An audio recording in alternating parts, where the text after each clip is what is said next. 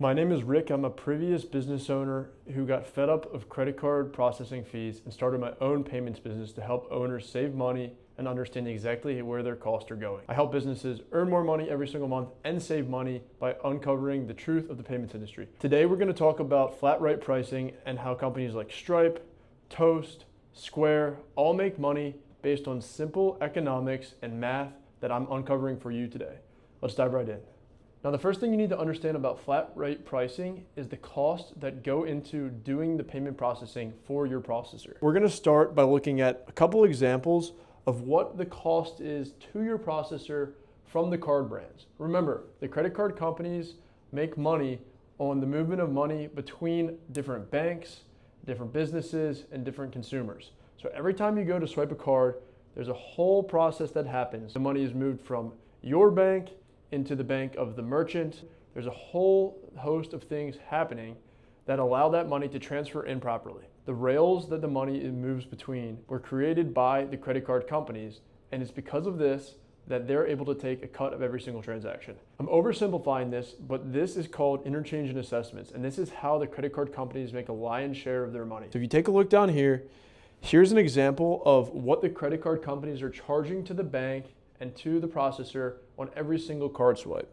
A MasterCard might cost something like this. A rewards card is going to be a little bit more expensive. American Express is notorious for being an expensive card to use. Visa debit card is actually the cheapest, and debit cards in general are very inexpensive to run thanks to the Dick Durbin Act. And college credit cards might be something like this. Now, these are just examples of what the different costs may be to run these different types of credit cards for your processor, but we're going to simplify it and show the average cost to process cards with this black bar over here. It's taking the total amount of all of these and turning it into this. Here's the important part to remember. The reason that these companies love flat rate pricing is because, number one, it's easy to understand for customers, but number two, there's a lot of money to be made in it for the people doing the processing.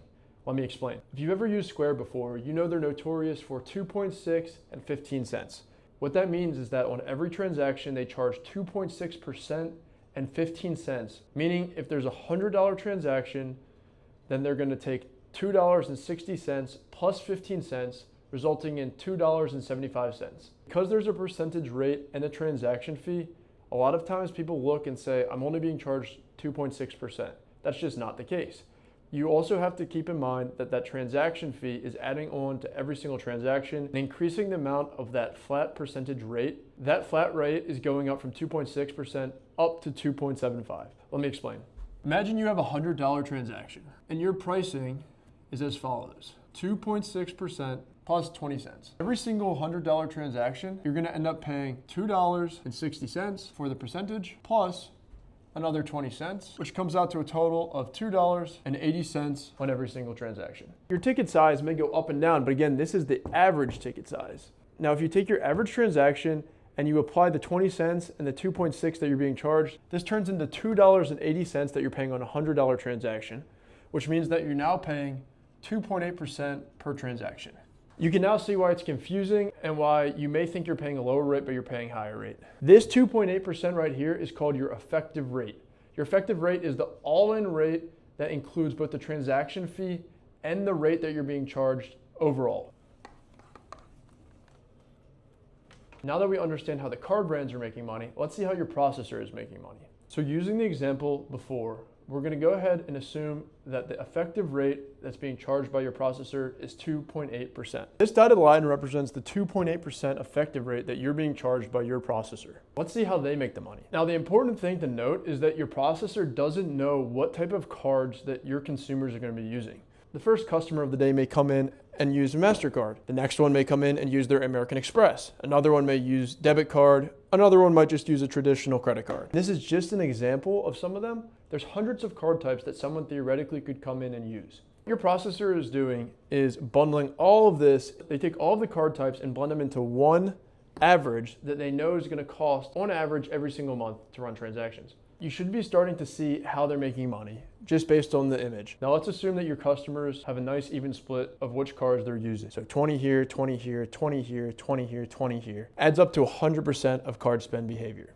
The difference now between what's being charged and the cost of running the cards is how your processor is making money. What I've done here is shown you visually the difference between what you're paying at 2.8% flat rate versus the cost that the processor is being charged by the card brands to actually process those cards. All of the margin in here between those costs and what they're charging you is how the processor makes money.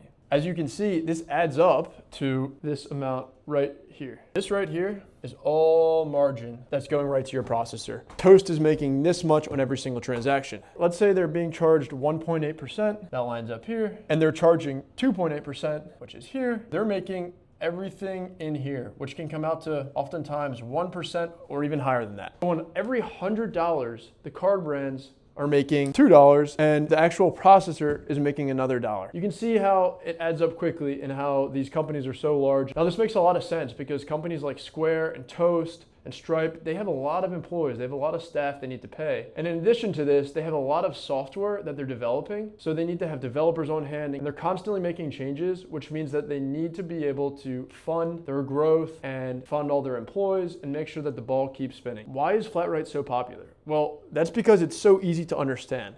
For someone like yourself who might be on a flat rate pricing structure, if you know you're going to be charged 2.8% on every single transaction, it makes it really easy to forecast what your costs are going to be. Flat rate is so popular because it's very easy to forecast as the business owner. Say for example, you know you're going to do $100,000 in sales every single month. You know immediately that you're going to pay, based off of that 2.8% effective rate, $2,800 in credit card transaction processing fees. Now that's very easy to get your head around and it's very easy to forecast. So it makes it easy for accounting, it makes it easy for growth forecast, and it's just super simple to get your mind around. Seems like you're getting a great deal. There are other pricing structures available instead of paying a flat rate, where you end up paying a bit of a margin on top of what it costs to run the card brand. We call this interchange pass-through. This is the more effective way to grow your business and the pricing structure that I recommend if you're doing over $10,000 per month. I'll make another video in the future about interchange pass-through and how we can implement into your business. But for now, all you need to know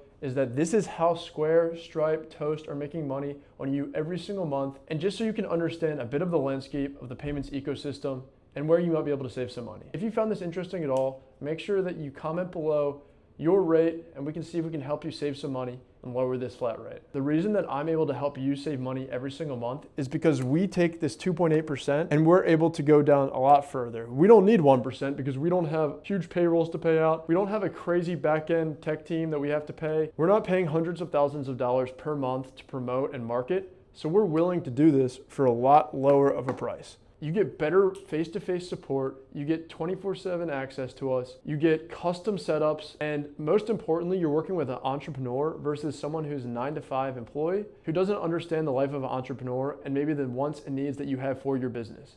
I ran retail stores for 5 years and I've been involved in 5 to 6 other businesses over the course of my entire life. We come in and treat your business like our business and we make sure that we're helping you put in systems and operations that are gonna stand the test of time and help you grow your business. In addition, you'll save some money. If that sounds interesting, leave us a comment, share this video, and we hope to work with you in the future.